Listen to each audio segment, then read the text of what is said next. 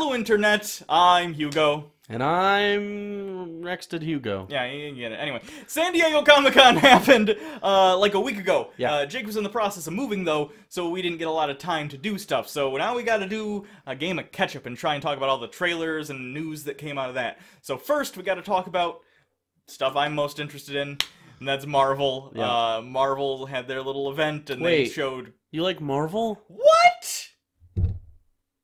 In fairness, the Batman thing's in the middle. That joke doesn't play as well. Anyway, so first I want to talk about Defenders, because they unveiled a new Defenders trailer, and Defenders is out in like a couple weeks. Sure. So it's a good time to talk about it one more time before it comes out. So, of course, I got to see all these after the fact. Defenders looks like hopefully back to normal Netflix Marvel show goodness, hopefully, because Matt looked good, but again, Iron Fist just seems so out of place. And I like Sigourney Weaver. Obviously, I like Sigourney Weaver. But a little over the top. No, it wasn't even her fault. The line that got me, and this is maybe just because I watch Red Letter Media and they fucking ruin things for me. Yeah. But they pointed out in like one of their previous episodes when they were doing Spider-Man Homecoming, they were talking about how great it was that they avoided like the line like, "The world is changing," and then they mentioned in the Black Panther trailer they said that. And then in this movie, or in the trailer for Defenders, Sigourney Weaver says, "The world is changing. Iron Man came out 8 years ago. The world has been changed. Superheroes aren't new anymore. Don't write it like it is." Yeah. Although, to be fair, we don't know the context that it could... Like, they just found out that, like, basically Lazarus pits exist in the Daredevil ground level part of Marvel. So maybe that's what she's referencing? Like, death is no obstacle anymore, the world is changing. That would be new. That would be new. I but guess. but aliens fell from the sky. It's just cliche, though. Michael Keaton took those alien things and fought Spider-Man literally in the city they're in. Does that count as our review of Spider-Man Homecoming, which we still didn't do? It was good. It was a good one. And then, like, so... If she's saying something that actually is new, not a big deal, but I've seen Luke Cage and I've seen Iron Fist. Since the first 6 episodes of Luke Cage, I haven't really enjoyed a Marvel series that much. Now, granted, there's good things about it. And Jessica Jones is here. We got Daredevil, Matt's back. Matt, it seemed you mentioned this while we were watching the trailer together. He's super good at blind acting now. Like it was good before, but it's like really, really good now. Yeah, there's a part in the trailer where Matt is on the subway. It's with him, Jessica, and Luke, and Jessica cracks open a beer because she's an alcoholic. And it was just, he kind of like tilted his nose and went like this. And I know it's like obvious. If I was acting blind, of course I'd do that too. But I don't know. It's a little thing. Also, why is he wearing a face mask in the fight? Is it because he's known now, I guess? Or... No, it's because he doesn't have his Daredevil costume. I assume. Well, I know, but no one else is wearing a mask. That's why I'm asking. Like, nobody else is wearing a mask. I'd assume he has no associations to them as Matt Murdock anyway. Fair. So, as long as only Daredevil is seen with them, he's probably in the clear. The thing about the costumes, though, can we mention that? Whether or not you like Iron Fist, I thought it was... not that great. Scott Buck was the showrunner. By the way, Iron Fist Season 2 was also announced. Scott Buck, who was the showrunner of like the latter parts of Dexter that really sucked, and Iron Fist, Scott Buck will not be returning for Season 2 of Iron Fist. Well, see, the thing is, there's good parts to Iron Fist. We discussed it in our review of it. And it fell victim to having too many ideas and not like cohesion. The new showrunner they did get, I guess, I only watched Iron Fist the once through, unlike the other Marvel shows. Even Luke Cage, I think I watched some of it twice. But sure. I guess what people consider to be the best episode of Iron Fist, the guy who did that episode, is the new showrunner. What episode was that? I want to say it's 6. I don't even know what happened. That's what I'm saying. I don't know. I just heard other people say that, and then they were like, "Oh yeah, that one." So I don't know if that's correct or not. I guess you could have gotten that information from the comments yourself, but you're already watching a video, so it's fine. Yeah, but I don't know. Defenders overall, I'm excited for it no matter what. I think all of them can act well. We've seen all of them have good acting. It's just Iron Fist is the weakest. Iron Fist is the weakest, but he wasn't bad in Game of Thrones when he was in it. I know. So it's like I know he can, and he had good moments in the series, but again, it was poorly written in the way like tone wise. I don't think any of the dialogue is really, except for everything Claire does, like stop it. But tone wise, it just didn't feel like it was emotionally weird, and they didn't like. They kind of middled with it. They didn't go, "Oh, he's a weirdo because he was on he was in a magic monk palace from the age of like 12, right after becoming an orphan and not being a billionaire anymore, and then coming back to the real world." And they started that, and then they never they kind of like, "Oh no, but he's a regular guy." So his personality was just fucking off, and if it carries over. I stopped listening after he said monk palace. Monastery is the word you're looking for. Monk palace. Magic monk palace. Okay. Anyway. I'm excited though. It's only 8 episodes, not 13. A lot of the I could deal with that. Even in Iron Fist and Luke Cage, the problems Luke Cage had, I think, could have been solved with fewer episodes. Iron Fist, a lot of that I put on Scott Buck. I know I probably shouldn't, but I'm just saying, between Iron Fist, the latter seasons of Dexter that he was in charge of, or was it just the last season he had, or was it last 2? I don't remember, but anyway. And how Inhumans looks. We're not even going to talk about Inhumans. That's how shitty Inhumans looks. Yep. I'm not going to fucking talk about the trailer for that. I'm pretty confident for Defenders. I mean, I don't think it'll reach the heights of, like, Daredevil Season 1 or even Jessica Jones Season 1. Yeah. Daredevil Season 2 had really strong stuff like The Punisher, but I think everyone kind of liked Daredevil Season 1 better just because it was more fresh at the time. Well, also the fights were just more visceral, and that's really what it comes down to but I think Daredevil. But I think Defenders will still be good. I think Defenders will be... I think it'll go Daredevil Season 1, Jessica Jones, Daredevil Season 2...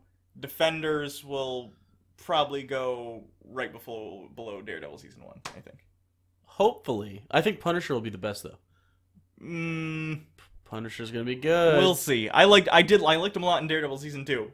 I did. But I don't know if how interesting is it going to be watching that guy walk around and murder people for 12 episodes? Well, I think he's interesting. Like, they're like, yeah, his family's dead, but, like, the way they did it was, like, PTSD and not like just like a revenge quest. It seemed like he was more complex than the normal Frank Castle, which is just bent. He's basically was it Death Proof? Death Proof. Or is it I don't know, the one with that guy, his family dies and he goes on a fucking rampage with a revolver. It's not Death Proof. Death Proof is the Grindhouse movie. It's something. He's got a mustache. Dirty Harry. No. That's a cop. Nope, Death Wish. Death Wish 1 through 4. That's what I was thinking of Death Wish, but I said the wrong one. But I don't one. want it to be Death Wishy. I get what you're saying. Anyways. What would be interesting, actually, there's a great channel out there called Comics Explained. If anyone hasn't seen it, check it out. They do really good videos if you're trying to keep up with comic canon, but you don't have a bunch of money and time to go read every single comic book. It's a really great resource. He just recently did a video on the Punisher because of Defenders and Punisher coming out. And I guess the Punisher Max series, which is Marvel's mature brand of comics. Right, Jessica Jones launched that series, yeah. Yeah. Their Punisher Max series, which is, I guess, supposed to be like the definitive Punisher book, they actually go back into his backstory and explore more. Even before his family died, it was starting to happen. Unravel a little bit, he like was PTSD in and like shit like Vietnam, that. and he was just... And he started hearing a voice. It's actually clever. Again, I haven't read it. This is from the video. But from what I understand... You start seeing captions and stuff in black, but you don't know where what the voice is. So it could be he's crazy, or it's the Marvel universe. So It could be an entity, because it even says like, I've been at this a lot longer than you, Frank, or something like that. So is he crazy? Is there actually a malevolent thing in the Marvel universe? Well, I hope that that's makes not it it. like that? That makes it less fun. I agree, but especially because Daredevil, like down here, it's not so Thanos and all the stuff, Tesseract, and it's you know, I get what real you're saying, stuff. But so I wouldn't mind if they at least imply, is he crazy? Or they kind of touched on this in Iron Fist, actually. In a universe where there are aliens and demons and vampires, how do you know if someone's crazy or they really are like being possessed by a 10,000-year-old Kandarian demon? You know what I mean? I don't know. I'm just saying. Anyway, that's the point. And what doesn't help any of that is the next thing we're talking about. That's Thor, where basically all of this started. So Thor Ragnarok Ragnarok is they have a new trailer coming out, and boy, that looks like a fucking fun movie, doesn't it? Yeah, Taika Waititi, the director, we mentioned in previous videos about this. He did What We Do in the Shadows. He actually did another movie, this short film I watched after I watched What We Do in the Shadows and stuff, called forget what it is. It's like called like Two Cars at Night or something, and it's these two kids parked at a hotel, and clearly their parents are somewhere else, leaving him alone. Sure. It's a really charming short film. It's just online if anyone wants to check it out. Look up his IMDb. Anyway, I have so much confidence in this movie because of him. Yeah. It's insane. And now the trailers have come out, and it's compared to the first two Thor movies. Oh man. For some reason, they decided Thor. I mean, they brought in the guy who's was it Kenneth Branagh? I don't remember. No. Yeah, Kenneth Branagh. Yeah. Or no, is that what I'm thinking of? Is the director? Is he a director? Or is he an actor? What am I thinking of? He's both. Oh, okay. And he directed, I think, the first Thor, right? Because they were thinking like Shakespearean epic. Probably. Whatever. Which at the time, in fairness, I mean, that's as weird as the Marvel Universe got. But if you look back at Thor 1 and 2 now, in relation to the rest of the Marvel Universe that we understand, and sort of what they do with the Guardians, I don't understand how Asgard even fits into the Marvel Universe at this point. But, anyway, it looks like they're fusing a lot of the sort of cosmic Guardians type colorful crazy planet stuff in with Thor. A little bit of an 80s thing, 90s thing, which is fine. Did you notice Bruce Banner, who we see Bruce Banner in this trailer also, not just the Hulk. I'm glad Mark Ruffalo is going to get some screen time and not just CG Hulk. Yeah. He was wearing a shirt, it was an album cover. What was it? Was it Duran Duran? I want to say it was a Duran Duran shirt. Sounds about right. He was wearing, which is I don't know why. I can see Bruce Banner being a fan of Duran Duran. I believe that. Also, we get talking Hulk in this, meaning he's Bruce Banner's been in Hulk form for long enough, because in the comics, kind of like the longer he's there, the more comfortable he is with it. He's still hulky. It depends on the canon. And whatever. There's Grey Hulk, and there's Joe Fixit. Nobody cares. Savage Hulk. We get it. But he's almost like was it Drax? But is that his name, or am I? Drax. You're talking about Drax? Yeah. Right? I always mix him up with the Doctor Who character that's the same character. Oh, Strax. Strax and Drax. There we go. Yeah. Drax from Guardians. Very similar in the way they kind of talk, except Hulk smash, But I mean, he's still a little more clever, but you know what I'm saying? It's a brute stereotype, but it's different. I don't think the characters are the same. Drax is way smarter than the Hulk. Well, no, I agree. What I'm saying is it's the dynamic of Guardians of the Galaxy jokes. But that said, Drax in the last film was fucking great. If you haven't seen Guardians 2 yet, go see it. It's totally worth it, regardless of where you see it at. Probably $5 now. Is that on DVD close to soon? It's close to it, in the next month, I think, or something. Really good, but also Thor just looks really good in this movie. I love the design they're going with. I know we mentioned that in the last time we looked at this trailer, but just the aesthetic overall, it looks like how Thor has always supposed to have been. Like, not like the suit design, I just mean the tone. It feels better this way, because I don't know, he's been the cracking jokes. Every time he's in an ensemble movie, Thor cracks jokes, and he drinks beer, and he is in merriment, and then when he goes into his own movies, he's fucking stoic and everything's bad? Yeah, I don't know why they did that. Thor is not the one to do the Dark World. Dark World is one of the worst Marvel movies. I think everyone agrees on that, and there's a pretty clear reason why. I'm glad they went the opposite direction. Yeah. That's the thing about Disney and Marvel. You can shit on them, and I do, for being soulless, money-grabbing product shoving out. But at least because of that, they know, like, okay, people hated how shitty this one was. Okay, let's try something new. And they are. I can respect that. Yeah. I'm also looking forward to Goldblum, and I hope he has a lot going on here. Yeah. At least a long monologue or something. Like a nice... I collect things. And well, he's not the collector. No, what's his name? I don't know. I want to say the Grandmaster or something like that. Something like that. Curator? No. It's something like that. He's a Celestial, though, just like the Collector and Ego. Yeah. Yeah. So he should be really interesting. Yeah. So what else happens at the end? We see Thor get a lightning-y when Hela... Is it Hela? No, what am I thinking of? I think that's her name. I don't know. Anyway, she's like, what are you the god of again? And he lands all lightning-y. We haven't, surprisingly, I don't know if it's intentional or not. I know Thor does the lightning thing, but even in, like, Avengers, which was the big culmination of that first part of the Marvel, he used just lightning, like, once, and it was in a throwaway line. Captain America was like, Thor, use your lightning to bottleneck the portal, He's used it a couple times. He used it for that. He used it in the forest fight with Loki at the beginning of Avengers 2, I think it was Ultron, and then he used it to bring Vision. I know, I'm just life. Saying, like, for a guy who's I totally God agree. Of Thunder, it's really downplayed. Well, and also, I think this is kind of like, because Mjolnir gets broken in the beginning of the movie. It's in the trailer, it's not a spoiler. You think this is maybe where he unlocks his full I think this potential? is like, he's lost the worthiness of the hammer before. This is his Iron Man without the suit story. This is his Iron Man 3. Yeah, he's gonna have to come into his own. This is Spider-Man Homecoming, losing the suit, being Spider-Man, getting the suit, sort of thing. So here's what I think is going to happen. I don't know if Anthony Hopkins is in this movie at all. I don't remember if it's been announced or not, but obviously he's Odin. Last time we saw Odin, he was replaced by Loki. Loki had taken his place, and we didn't know what happened to Odin. You know what? Actually, Anthony Hopkins, I think, is in this movie because they're looking for him. Remember at the end of Doctor Strange? Yeah, he is. Do you think Odin is going to die and transfer powers? I think what's going to happen, because in the comics what happens is Odin eventually dies. He has, the Odin Force. That's what makes him so strong. Right. And when he dies in the comics, it gets transferred to Thor, and it becomes the Thor Force. So maybe in this movie, Odin dies, Thor... Also, Thor's going to need that for Thanos anyway. I think that'd make it more interesting. And it would up the stakes, so you see powered up Thor, he goes up to Thanos, and Thanos is like... Plus, how is he going to beat... If it's Hela, I think... how's he going to beat her without changing in some way and get more power anyway? That's probably what happens. It's cool. Also, by the way, all of her shots look fucking amazing. Yeah, they all look like death metal album It's covers. so awesome. I'm not even a metal fan, but they look fucking rad. It's got a very 300 feel, but like all the good shots Zack Snyder ever did, and none of the bad ones. So, could be cool. Yeah. I think that's it for Thor, right? Is that it for Thor? That means we're into the leaked trailer for Infinity Wars, because that starts where Thor ends off, I think. Or maybe this is... No, it'd have to end.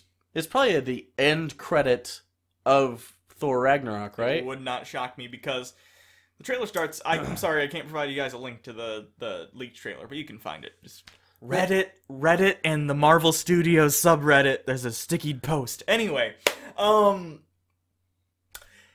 the trailer begins, and it's the Guardians out in space, as we saw them at the end of Guardians of the Galaxy 2, though it's been 4 years, because Guardians of the Galaxy 2 only takes place 4 months after Guardians of the Galaxy 1. So they're flying around space, them, and Mantis is there, because they took her. But not Nebula. No, Nebula left at the end of Guardians of the Galaxy 2. I don't remember. Yeah. So, anyway, they're flying through, all of a sudden Thor smacks to their windshield, and they're like, well, there's a joke first. Rocket's like... Use the windshield wipers like a bug splat. Yeah, whatever. But it also looks like they're in some sort of debris field in space, because I don't know if you heard it when you watched it, the audio's a little iffy. Star-Lord's like, what happened? Now, assuming part of Thor Ragnarok is based on... Oh, should I spoil this for people? Okay, could be a possible spoiler. We don't know for sure, but... It's a theory. The canon of Ragnarok kind of fits. And no, it's not Ragnarok, it's Planet Hulk. But anyway... Well, yeah, but Ragnarok is the event in the... Okay. So... A lot of the Hulk being a gladiator stuff, all that's ripped right from World War Hulk. At the end of World War Hulk gets so mad he punches a planet and it explodes. So... Could be Hela, though. It could be. It could also be Hela. My other theory is that Hela will succeed in bringing about Ragnarok, and there will be no more Asgardians other than Thor, and he'll be the last one. And that'll... I think you almost... Time Lordy, but yeah, you almost have to do that, though. Get rid of Odin, get rid of the rest of the Asgardians. I think Loki'd still be around, and maybe... Sure. Actually, I think Heimdall will be the big stakes, because people like Heimdall. Fine, but... That makes sense. The point is, you can't have Asgardians kicking around when Thanos shows up. Otherwise, why isn't Thor calling his friend, hey, I need the Asgardian army. It's a big deal. My friends are gonna die. Right. You know what I mean? So you have to get rid of Asgard or Thor. Or you... Well, they did break the teleportation thing at one point. You could do that again. In the trailer, it's fixed. You could do that again without destroying it. But I think if you just destroy Asgard, it makes it a big deal. And then that also informs why Thor would be all lightning-y and shit. again. Anyways, you get to see Thanos in this. There's quick shots of all the stuff. A really cool shot actually was before the Thanos reveal in the trailer. It shows all of them kind of reacting to the stuff that's happening up to the point when Thanos comes. And again, you mentioned this because you'd seen it before me. A cool moment where, if you haven't seen Spider-Man Homecoming, don't watch for a second. His Spidey sense at first is just kind of like the suit, because Tony Stark makes the suit for him, so it kind of informs him that way, but he also has an implied Spidey sense that they don't really touch on very...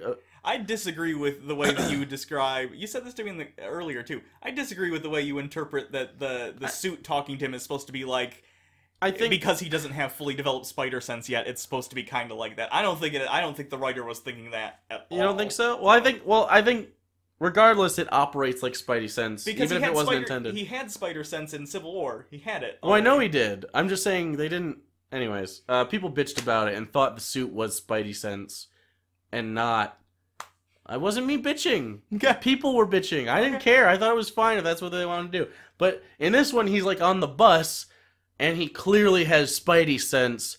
But Thanos isn't anywhere around. It's just like the threat's so big that it tingles his Spidey senses. Yeah, that's great. That is great. That's a well thought out gag. And we're talking about this as far as the furthering development of Spider-Man the character. In Homecoming, again, wasn't very good Spider-Man for most of the movie. I mean, moral-wise and like some of the fighting, he could take down lower-level thugs, but like this version of the Vulture should never be a problem for any Avenger. No. Ever. But it was, because he's a kid. And he was like he did the Ferris Bueller run, and so this is like kind of like ratcheting up. Like, I think this event is going to ratchet up. Anyone who survives, they're going to be like leveled up at the end of this, and they're going to have other stuff. Yeah. Like, his Spidey sense is clearly progressing, and his web slinging is better. Like, he was scared of the fucking Washington Monument. Right. This is what I think they should do, and I already explained this to you. Yeah. It's always bugged me, bugged me. He's got jokes! That Spider-Man, depending on the writer, will either be street-level hero along the lines of Daredevil, or he'll be, like, Iron Man levels of he can go around and beat, like, super strong people. And I know there has been character development, but sometimes it's inconsistent. So, in the movies, how I would reconcile these different kinds of Spider-Men being the same guy... What I would do is I would have Peter not even realize at this point he has spider sense. I mean, he might kind of be like, oh, and sense danger, but it's not fully developed. I want the series of movies of Spider-Man and him in the Avengers movies, his arc needs to be him developing his spider sense to the point where he is bordering on, I mean, it is precognition, but like bordering on him being able to understand not just danger, but...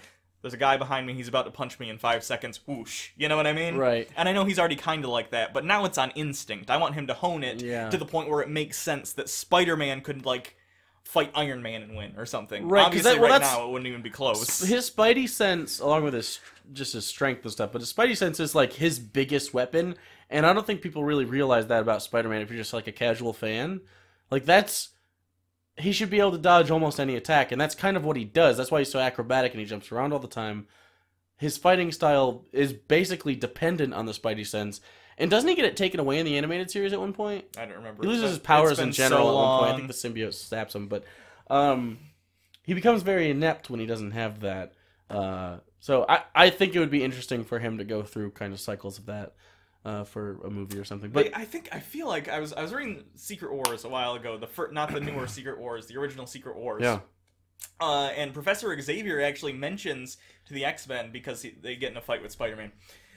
Professor Xavier is like, "It's a good thing Spider-Man's on our side. Holy crap! He just beat the shit out of all of us. Spider-Man beat all the X-Men up." Yeah, like easily because he's got like 5 seconds in the future head start on everybody. Yeah, it's crazy. Really good stuff. But anyway, Thanos shows up. It's a pretty good reveal. I hate that it had to be leaked because then the crowd cheers and I want to hear what they're saying. That's the worst part of theaters, by the way. But God, why do I watch so much Red Letter Media? It makes me mad because then I just want to reference it. I clapped. I know it, so I clapped. Yeah, that's stupid. I know. But he shows up. There's some. That's Josh Brolin, right? Yeah. Yeah, he sounds better than normal. They must do something with his Oh, voice. yeah. It's certainly It'd be improved. hilarious hearing Josh Brolin's normal voice Right. come out of big purple That's California raisin head. Yeah, actually, Thanos' design looks a lot better now than it did when it first was Yeah, it announced. does. But the gauntlet was really cool. He ends up like going like this and kind of like bringing comets down from the heavens. The fight itself, like you get like again, really quick shots of. I don't know if it's fight number 1, 2, or 3 with Thanos. I assume they're gonna have multiple conflicts. They have to. Well, I think at the end they'll have a fight with Thanos. There's actually his henchmen are going to Right. be, I think, the main villains of most of the movie. Right. The Four Horsemen, I think they're called. Sure. Wait, no, am I thinking of X-Men Apocalypse? Are you thinking of Apocalypse? I know that it also happens in Apocalypse. I'm just thinking, I know what happens here too, but do they call them the Four Horsemen here also? No, they wouldn't, because it's still the Marvel universe. What do they call him? I don't know, but he has like 4 guys who come and with him and fuck shit up. Maybe one of them is Nebula. It's not. They already revealed. They revealed. Oh, okay. Anyway, because she was against him anyway. But it looks like a really, you know how like in Ultron you're like, yeah, this is a big threat, but like, yeah, I think people are gonna die in this fight. I think Captain America's gonna die. I think he's gonna if Mjolnir ends up coming back or whatever the other hammer is, the name I'm forgetting. We've had this theory for a long time. I think Cap is gonna pick up whatever is not supposed to be something he can pick up, like a Mjolnir or something he's not worthy of. Final blow that shit, die, sacrifice himself. Well, maybe Tony leaves after that, something like that, and then. I think it's more likely Tony's gonna die because. You think more likely Tony than Cap? I think Cap makes more sense just thematically. I don't know if the deaths are really gonna happen in Infinity War Part 1 or the second movie, which it used to be titled Infinity War Part 2, but now they're calling it something else. But it's clear they're related, so they might save it. Either way, the culmination of the arcs of this whole Infinity War stuff has to be. I think it's going to end up in the death of Tony Stark one way or another, because you can't. It's the end of the thing Robert Downey Jr. basically started. You know what I mean? I know that. You could argue Ed Norton started it. No, Edward Norton came second. Iron Man was first. Was it? Mm-hmm. Oh fuck. Yeah, I know. After the Incredible Hulk, people were still like, "Yeah, I want another Marvel movie." I'm surprised too. I don't hate the Incredible Hulk. I've just only seen it twice. Anyway. Man, they could have used Ruffalo. Yeah, it would have been a better movie. Anyway, so we see Spider-Man and his stuff. Oh, I think he's gonna. Oh, Iron Spider as well. Iron Spider, that we saw at the end of. People are calling it Iron Spider. But it is a little different, but... It's Iron Spider. It's Iron Spider. It's, that we saw at the end of Regardless of what he'll probably call it Mark 1 Spidey suit. It doesn't matter what he calls it, it's Iron Spider. It looks like metal. It's Iron Spider. It's rad. It's fine. Oh, man. I gotta assume they'll do the reveal of the arms coming out the back later, right? Oh, yeah. Because that's gotta happen. That's the best part of the Iron Spider suit, is that Spider-Man can keep... He basically, if you guys don't know, Iron Spider is, during Civil War in the comics, Spider-Man joins up with Tony Stark. He builds him an Iron Man suit for himself. But it's an Iron Spider suit, and one of the big additions is he essentially has Dr. Octopus-type arms, but they're like spider arms that let him crawl up walls, but he can, like, crawl up walls backwards while he's fighting people. He can fight with them, like, add extra... Yeah. It's just a really cool look, especially for a limited time. I think if it was always a suit, it'd be boring. I don't want that to always be Spider-Man, but it's a cool little thing to have. It's like Hulkbuster armor. It's a thing you bring out every once in a while. It's fun. We saw Hulkbuster in the leaked trailer as well, so that's coming back. We sure did. Which... I think that'll show up for 5 minutes. Tony will show up in the Hulkbuster and Thanos will bing, and it'll, you know... Like, I think it'll be probably, like, a big thing, too. Like, he'll come in, and it'll be, like, almost like a it wouldn't even... like a big intro, like, oh, it's a fucking Hulkbuster! And he'll, like, smash shit on the way through, and he'll, like, beat up a bunch of villains on the way in, like henchmen and shit, and then Thanos will go, boop! It wouldn't surprise me... God, I don't think there's a good way to put this in the movie. But it wouldn't surprise me if there was some sort of montage of all the heavy hitters trying to get Thanos and him just bam, bam, nope, just to illustrate how overpowered he is. And that after that will be how we get the culmination of all the different groups coming together. It's going to be weird to see Ant-Man in a fight like this. Yeah, I don't think Ant-Man is in Part 1, actually. I think him and the Wasp aren't showing up until... Ant-Man and the Wasp comes out first, doesn't it? No, Ant-Man and the Wasp comes out, which would explain maybe why... by the way, we got to talk about this. There's 2 movies coming out in between Infinity War Part 1 and Untitled Infinity War Part 2. So, if they're connected, how do things happen in between? Maybe they don't. Yeah. Because Captain Marvel, it was announced, takes place in the 90s. It's a prequel. So it's actually the earliest we've seen in the Marvel Universe, aside from in Ant-Man when we got the flashbacks of 1960s Hank Pym and his wife. Well, we also had Ego flashback, which was the 60s. And you're right. And we also had 80s flashback Oh my god, and Agent Guardians. Carter. Agent Carter happened Well, too. Agent Carter doesn't count, does it? Does the first... Well, I guess Captain America's the 40s. You know what? I just said a really dumb thing. Never mind. I just said... Yeah, never mind. Never mind. Redacted. Redacted. Takes place in the 90s, though, which is a place Iron Man 3, the beginning was in the 90s, and they made jokes of it, but... Yeah. Okay. And Samuel L. Jackson will be appearing in that as God. Nicholas Fury, sans eye patch, so maybe we'll see how he... Two-eyed Nick Fury. That's... How does he lose it in the comics? Do you remember? I thought I'm he sure told a story. Didn't he tell a story in this of how he lost his eye? Now I'm forgetting, but I feel like in Winter Soldier they implied that the bad guy in that had something to do with him, and they had maybe some sort of relationship. Bucky takes his eye. Because you still have Bucky on payroll. That would be all right. Oh, that'd be kind of a neat cameo in yeah, that'd be fun to have her dealing with the Winter Soldier, like before she becomes Captain Marvel, obviously. But if she's in the military or something, it would kind of make sense. She might come across an assassination attempt. I don't know. Yeah. So that should be interesting. That's in the 90s. Based on what they did with the 80s nostalgia with the Guardians and stuff, I think it'll be fine. I don't think it'll be overdone, but I think it'll be done well. Yeah. It would be funny. One of the first shots though has got to be like Power Glove, Doritos, Mountain, like Game Boys. Well, think about how Iron Man established it. Started in the early 2000s, actually. Was it a iPod or something? It was they played that song. It was the logo. Oh, I'm Blue. Oh, listen up. Here's a story. Blue by Eiffel 65, 80, 92, 45. Who knows? They don't exist anymore. Who cares? Yeah, that's gonna be good. And then Wasp and Ant-Man and Wasp takes place when?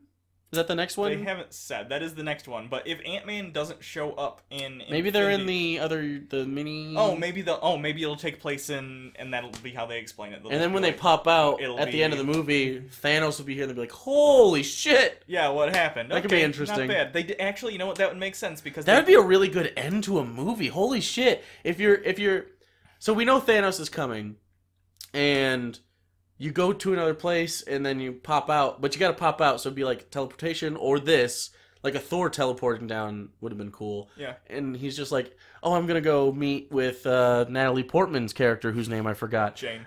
Jane, and then boom, Thanos or this, they pop out of the miniverse, whatever the fuck it's called. Well, the thing is, they actually did cast Janet Van Dyne, which is the wife of Hank Pym. Oh, of course. Who's trapped in the miniverse. Sure. They established in the first one. Oh, sorry. No, she died in the miniverse. No, but in the sequel, it's pretty clear they're going to go into the miniverse and save her. She clearly didn't die in the movie. I know, he but thinks he thinks she's dead, whatever. But there's an Easter egg in Ant-Man, actually, where you can see her briefly as he's shrinking down to the micro level. But I assume the movie will be them going down there to try and find her, or at least it has to be a plot point somewhere. So. Yeah. So, and then when they pop back out, I think having that be a thing already would be very interesting. Okay, that's not bad. And especially if they pop out, you see all the Avengers fighting, and then it just cuts to black right away. That's kind of a fucking cool. That'd make Ant-Man worth it. I liked Ant-Man. It was fine. Okay. Michael Pena was the best part of the movie, and he's not even a superhero. So you know the weird part.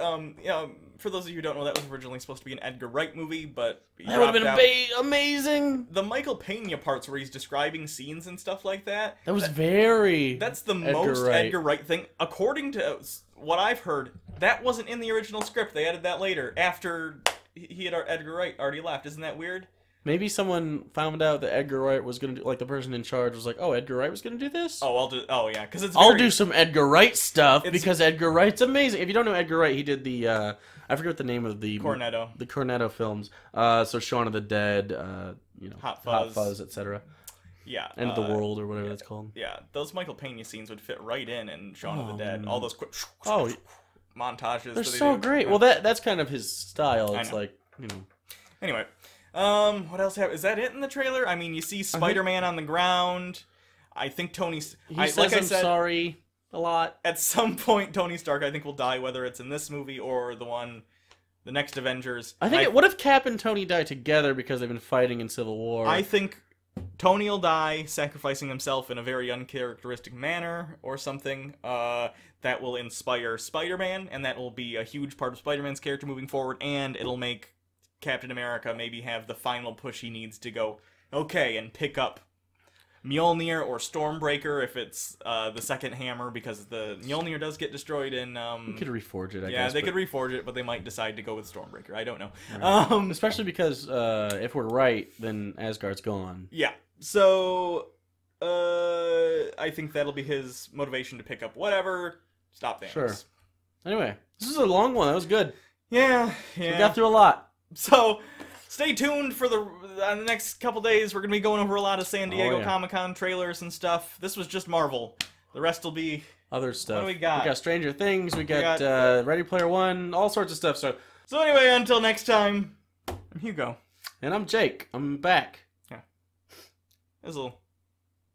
What? We'll have a different office soon. Oh, yeah. Buying a house.